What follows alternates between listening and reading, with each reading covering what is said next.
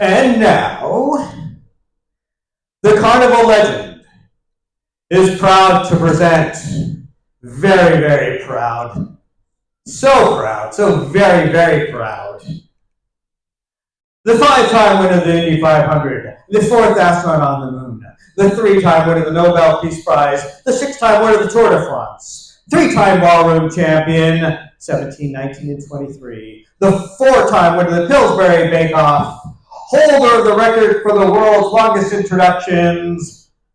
No, really, I mean, these things just go on and on and on.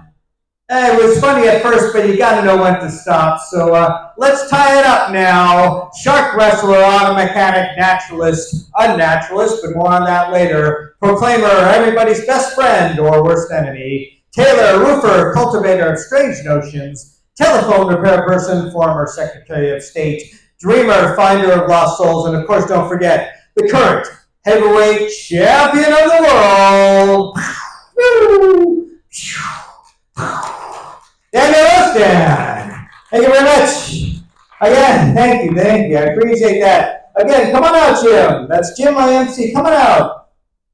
Never comes out. Always he's so shy. That's Jim, my MC. How's everyone doing today? Good? How many people from out of town? Everybody. I know I've used that before. That's my best one, though. I'm just going to beat that one into the ground until they tell me to cut it out and make me walk the plank.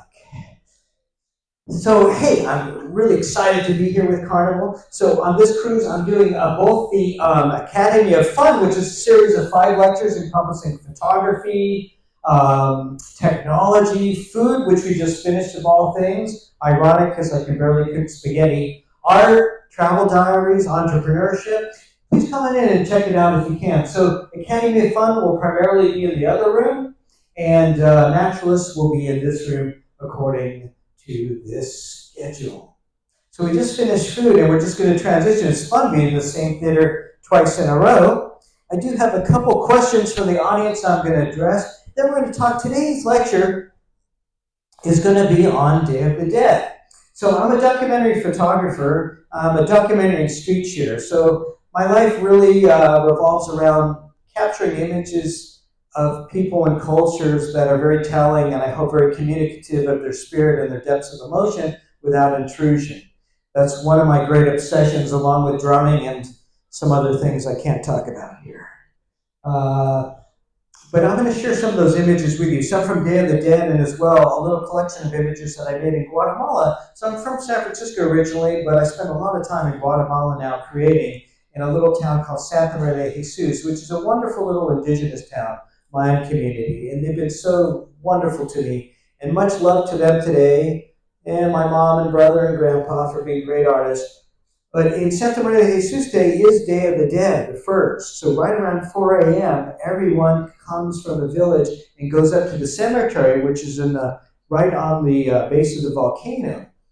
And they all come with flowers, and all the family comes to honor their loved ones, to clean the gravestones, and to kind of spend the day there as a picnic and to honor those who passed on before us, as we all do. They also fly these beresletas, which are small kites, some very large kites up to 100 feet. They don't fly those, but they display those in a couple of communities throughout Guatemala, and they're just stunning. And I'll show you how some of those are laid out as well. But it's a beautiful day. It's really the most beautiful photographic day of the year, and a real treat. So much love to them today on the 1st. So I have just a couple questions today about a couple things. Oh, I almost forgot. Let me do this really quick. There is a Daniel Gohstand, Most Fantabulous, Wonderfully Fantastical Giveaway, which I forgot about today. So I'm going to pick someone out of the audience and just arbitrarily, you, sir, in the green. Yes, sir. What's your name, sir? Ray, this is Ray. Give it up for Ray. Ray, okay, Ray. We got just a quick giveaway. I'm going to ask you to pick a number between 1 and 10,000. 1 and 10,000. 8117. 8117. 8117. That's exactly right. That's exactly the number I was thinking of. That's incredible, Ray. How'd you know Ray and I have a connection here? Good job, Ray. Let's see what we won, everyone. Free signed 8x10 glossy. Let's check it out. Here it is. Yes. Yes, that's for me. Signed. Love you always, Daniel. Suitable for framing. That's yours to keep. I'm going to put that up here. It's only $50. Only $50 for that one. I got a couple questions for the audience, and we better get on with it because we got stuff to cover. But I have just a couple things here I wanted to cover. People have asked me about. So Daniel, let's see, can you share more of your photography, please? So yes, we're going to incorporate that into this lecture, actually, and we also have a photographic lecture, which is going to tell you, no photography or video, only today, please, because of the presentations. I got another one. This is from Jane. She says, how do you get your hair so soft? And it gets us that's peanut butter and clams broth. Peanut butter, yes, I just kind of soak it in there overnight. Let's see, I have one more. What's that on your chin? Your chin. Yeah, that is chocolate cake. It's chocolate cake. And one last one. This is, Daniel, you're the most marvelous, compelling, beautiful, deep, creative individual I've ever met. Oh, let's see, and I'd really like to get to know you further. You're so intriguing that visions of you fill my sleep. Can you believe it? You haunt my every waking moment. To be with you is my greatest compulsion. Wow, that's kind of overwhelming, really. I mean, that kind of takes you back. I really almost don't know what to say to that. Oh no, wait, sorry. That's not an inquiry from a guest. That's just a note I wrote to myself. Sorry, I don't know how that got in there. Okay, let's take a look at some things, folks. So, did you have fun last night, Halloween? Good little costume party and things? Well, today, cool, pretty good time up on deck. Well, today we're going to talk about Halloween and also Day of the Dead. They're actually two different celebrations. Let's take a look at this really quick. I'm just going to change my slides here. Wow. And then we'll take a look at some of the photography from these as well. It's been such an important thing for me there in Guatemala. It's such a moving day, really. You know, there's so many celebrations down there, and as a photographer, it's really a joy to be down there and be part of the community. So first, we'll talk a little bit about Halloween, and these are some pumpkins that were carved, and I'm just amazed at the artistry involved. So this, again, Halloween is, you know, a lot of people think they're one and the same, but Halloween is actually a very distinct holiday, different from Day of the Dead. So it evolved from the ancient Gaelic holiday of Samhain, marks the end of the harvest season, the beginning of winter, or the darker half of the year. And over the centuries, transitioned from a pagan just being anything that isn't really a mainstream religion or Christianity, or Catholicism, to ritual of the day for parties, as you know, jack-o'-lanterns, trick-or-treating for kids and adults, as we're used to in these states. Such as this. I have an old friend, too, who did an amazing job of carving jack-o'-lanterns. She used to use the technique of putting in pins and strings to outline it and then gently carve the face of it. And just beautiful. When it glowed, I was just amazed at her ability. Here's one here I thought was just astonishing. And this is based on Vincent van Gogh's work, The Starry Night. Pretty interesting, pretty nice rendition of the two. And this one's pretty incredible, made from one of the largest pumpkins that year. Pretty incredible carving.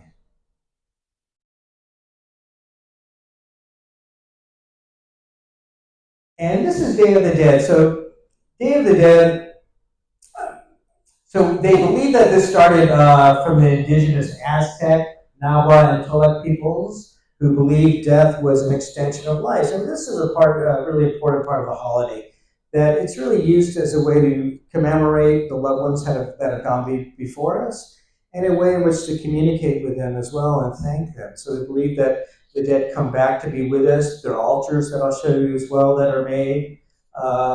And these berras lentas that they fly in Guatemala, these small kites, are really meant also to communicate with those above us.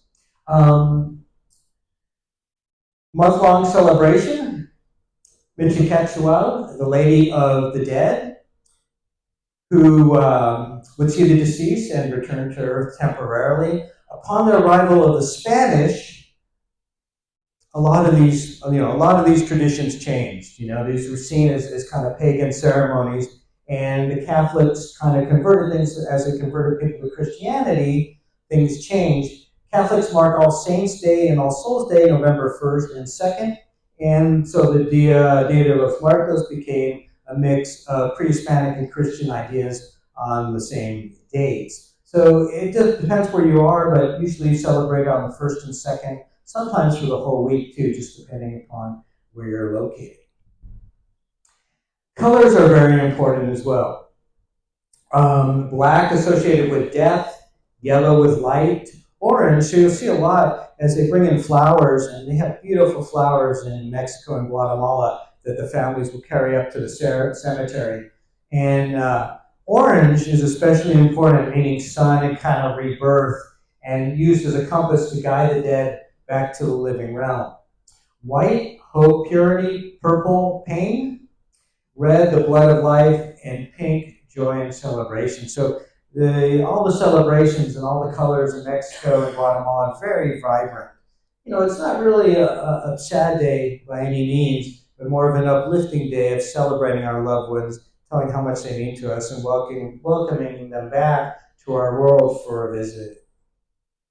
Beautiful one of that. Always, this last hour before sunset is such a great time to shoot, by the way. They call the first hour in the morning and last hour at night the golden hours, where the sun is softer, it's being diffused by the atmosphere more. It's a soft light for shooting your family and friends. That's a great time to do it. But really, in actuality, any time of day is great. It's just a question of using that light to your advantage. And we'll talk a little bit more about that in our photographic lectures. But I do want to mention, in all these things photographically today that I'll share with you, they say that photography is a two-dimensional and stagnant art form, but I really like to think of it as much more a moving art form and a much more dimensional art form. So oftentimes I'll come in very close on people shooting with a wide-angle lens, and this is true whether you're just shooting with your cell phone or a professional camera. I'll come in very tight, but I try to be very deft and respectful. Of course, that's always critical in any culture to really communicate that. But to put people in the foreground and let things trail off into the background to give our imagery some sense of depth. And sometimes, too, introducing a little bit of motion. And we'll talk about the technical aspects of that a little bit more in the photo lecture as well. But putting some motion in there so it doesn't feel so stagnant. But if you're unsure of doing that, maybe when we're in the Bahamas, if you're shooting one of the beach scenes, try dropping something into the foreground. Maybe you've got some flowers, some foliage or some rocks or stones in the foreground, and letting your composition head out into the background so you have a little bit more depth to it. You'll see that a lot in my own shooting. A lot of people ask as well, when we take a look at the images, they ask if I ask people if I can cheat or not, and I almost never do, and it's a delicate balance. And as a street and documentary shooter, it's the most challenging aspect really is to convey respect and love and admiration for the people that you're photographing and not intrude, but still to capture something that I feel is spiritual and meaningful and deep. And I feel as soon as I ask permission, the whole context, the whole interaction has changed. So I generally don't, but I do try to carry myself very delicately and with a lot of respect for the people that I'm photographing. I also find it's really important to meet people eye to eye, not to intimidate anyone, but to build that sense of confidence and trust. If I'm shooting and I feel like I'm doing something sneaky or untoward, it's really disconcerting for me. So I think that level of contact is really important. And again, too, my concepts I'm not the artistic law on things. These are just concepts that I've developed in my own style. But it's important for each and every one of you to utilize photography in your art to express yourselves, your own creativity, your own emotion, what it is you're trying to tell about the subjects involved. So these are the ofrendas, and these are small altars that are made for loved ones that have passed on, often with these skulls, candles, often something to eat or drink, sometimes alcoholic beverages as well, that are offered that are offerings to those who have passed on. So they prepare these so that when the deceased arrive, they can enjoy this. And pan de muerto. So this is also made around this time of year for Day of the Dead as a little treat to those that have passed on. It's kind of a sweet bread that's made in Mexico and Guatemala and other parts of Central America. And there are celebrations like this throughout the world too. Not Day of the Dead per se, but other celebrations like Odon and other celebrations that commemorate those that have passed on throughout the world. I was in Japan and partook of one there, but Thailand as well, and throughout the globe, we'll see similar celebrations that commemorate those that have gone before us. Okay, let's take a quick look now. I want to share with you this really quick. A little presentation I put together of some of my favorites from Day of the Dead a few years ago. Daniel Gohstand. This is 8 minutes, 33 seconds of imagery. So again, so a lot of these you'll see are from different communities. There are two communities there in particular, Santiago and Zampango, where they display these barrasletas.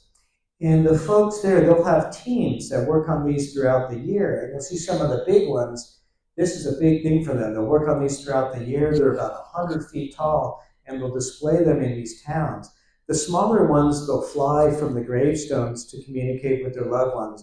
And the big ones they just display. But it's a big deal. And one of them actually is, if you get under them, they're extremely heavy and can crush you. And one team I remember was really heartbroken because one year they're laying flat and they try to raise these.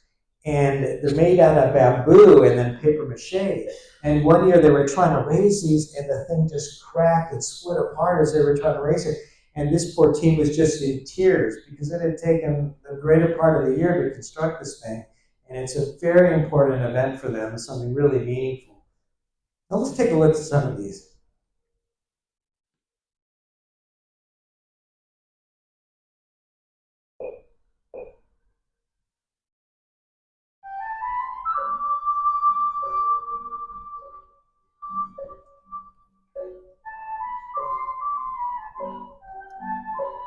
This is early in the morning.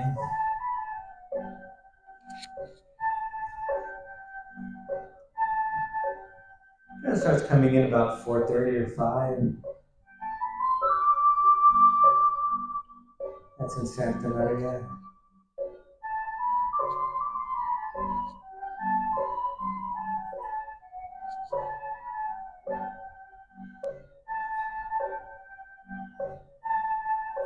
Really a family occasion. A lot of vendors come in too from neighboring towns to sell their wares. Tortilla making. We looked at that in a food lecture a minute ago.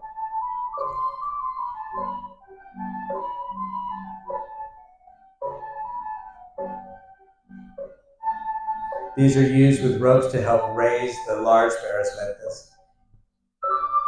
Light's always so beautiful in the morning.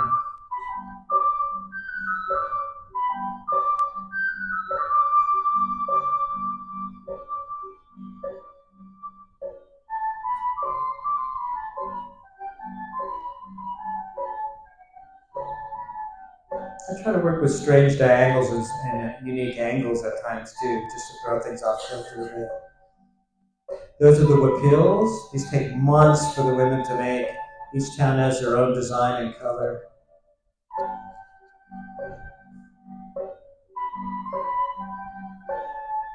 As you can see, they carry very large things on their heads, amazingly incredible balance.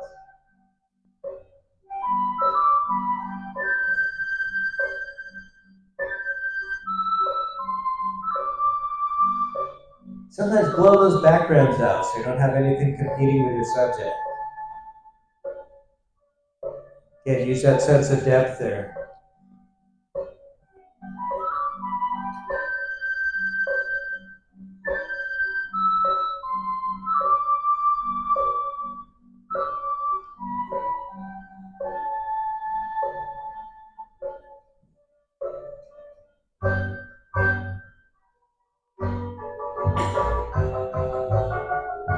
This is under one of the largest barasuetas as they're raising it. And this was a team that was just in tears because it broke apart. Always watch that lighting. I love the lighting on this one. Just her expression.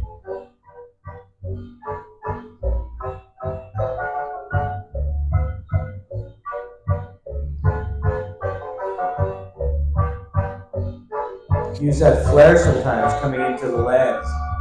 Shooting at the diagonal there. Moments in time. Always be ready to shoot. Moments are moments, and then they're gone forever.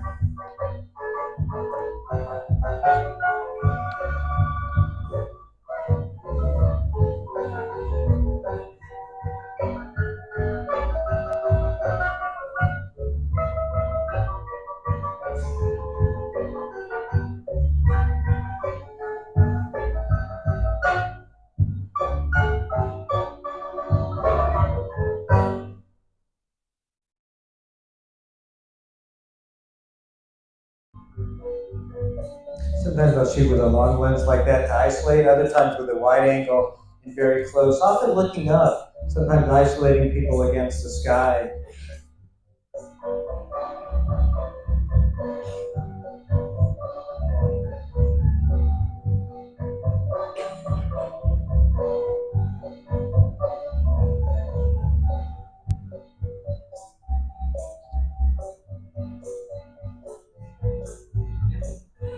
This is at the cemetery. It's so beautiful there that day. Everyone from the village comes.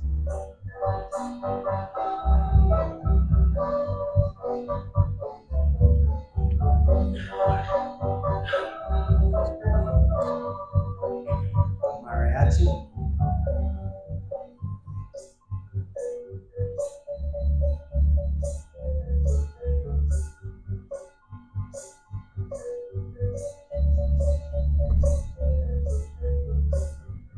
It's one of the largest ones right in the back here.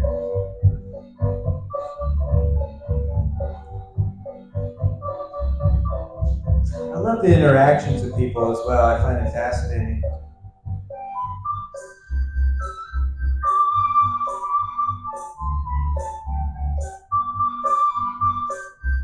Sometimes I'll drop something in soft in the foreground there to give it some depth.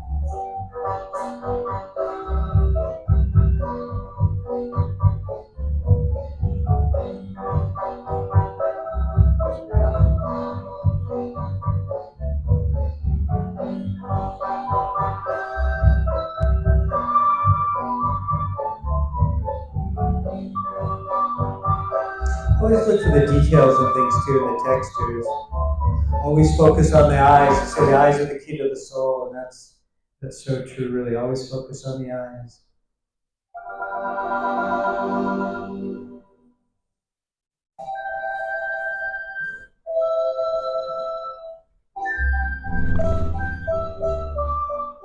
Shadows can be very effective too. Always watch your light.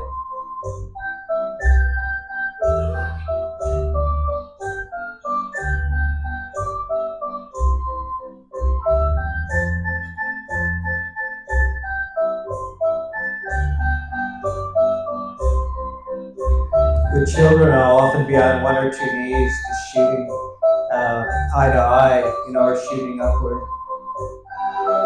I never want to be towering over a child.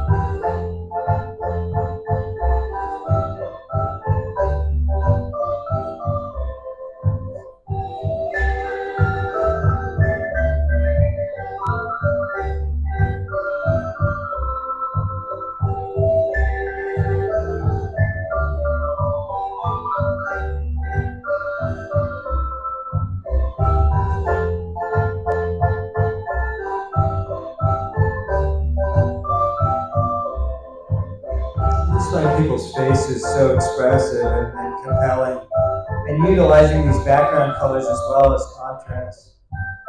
This was hilarious. This little boy was playing with this kite, kind of mischievously playing around with this guy there.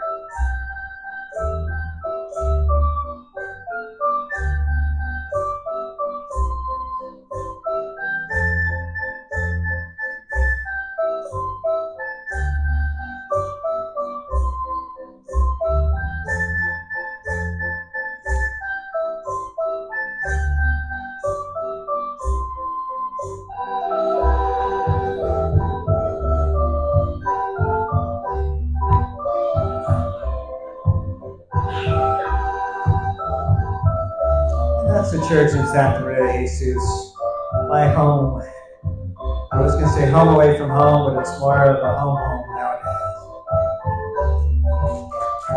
Thank you very much. Thank you. I appreciate that. Thank you very much. Thank you. Appreciate that. Thank you. I'll close that one out. Any questions on those? The celebrations there. Yeah, I'm going to do just one more. A lot of people have asked me to play this. So I did a little small collection also, just images I had shot in the communities there some years ago. This is called Visiones, Visions. And there are different segments to this, but I wanted to share with you this one segment that's about 4 minutes long, just on the people in the communities. And to me, that's my greatest compulsion is to try to just communicate and share the depths of human emotion without intrusion. It's a really intimate and powerful thing for me. And again, I'm actually a very shy person, but that connection at that moment in time is something really important to me and really draws me out personally. And it's something very meaningful to me. I hope the images communicate something deeper of the person, deep of their spirit, and something that's intangible.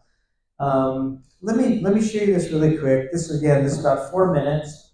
I'll answer any questions you might have. And again, photographically too, all these things can be easily applied to your cell phone or your pro cameras. Same types of concepts.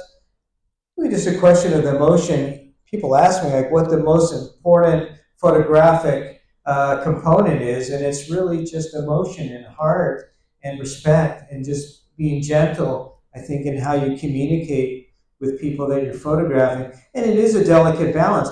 And different cultures around the world have different takes on this. So it also depends where you're traveling. But some are more receptive than others. And gratefully, the folks in Guatemala, especially in Santa Maria, where they've gotten to know me, it's such an honor to be down there creating. It's just a beautiful thing in my life. Well, let's take a look at this really quick. So this is La Gente, the people. I want to run through this with you really quick. I'll answer any questions you have and let you get to the next thing. Any next thing after this is going to pale in comparison, but you got to go somewhere.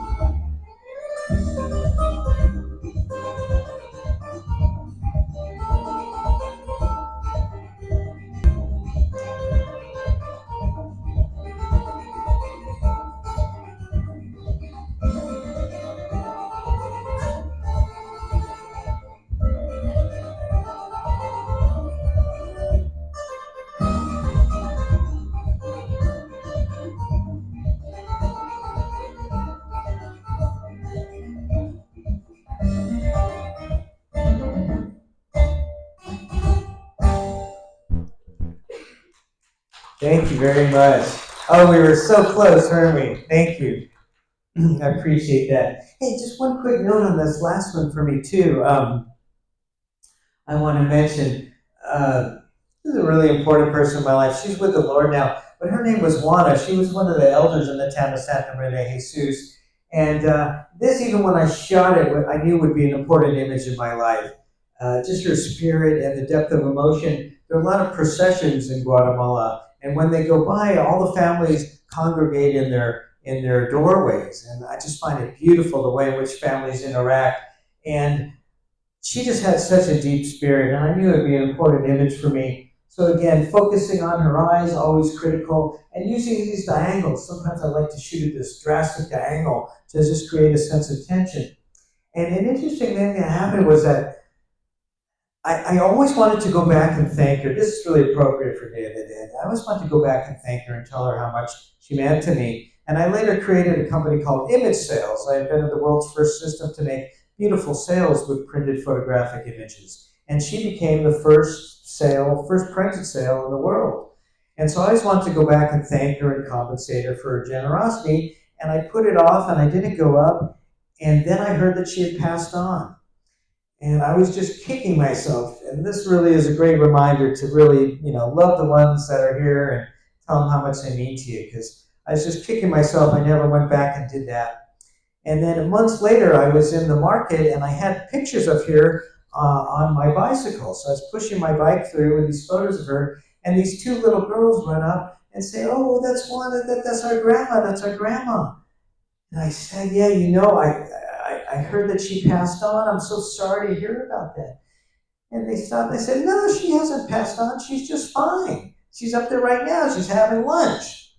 Oh my gosh, what a blessing. I get another chance to go back and say thank you. And so sure enough, a few days later, I couldn't believe it. A few days later, we all went up there and there she was, and she was doing just fine. And they gave me a little piece of cake and a soda, and I had a chance to thank her and take care of her. And that's a beautiful memory of my life. And so rare, how many times do we have a second chance to thank the ones that we love and let them know how much they mean to us. So always keep people dear in your heart and tell them how much they mean, because we just never know what will happen. But that was a wonderful occasion in my life and a wonderful second chance. So again, thank you for coming. I'm Daniel. If you've enjoyed the lectures, please let the folks at Carnival know. If you've not enjoyed the lectures, just forget all about it. It'll just be our little secret. But thank you very much for coming. Appreciate you coming. Have a great day and hope to see you again soon. Thank you so much. Thank you very much. Thank you.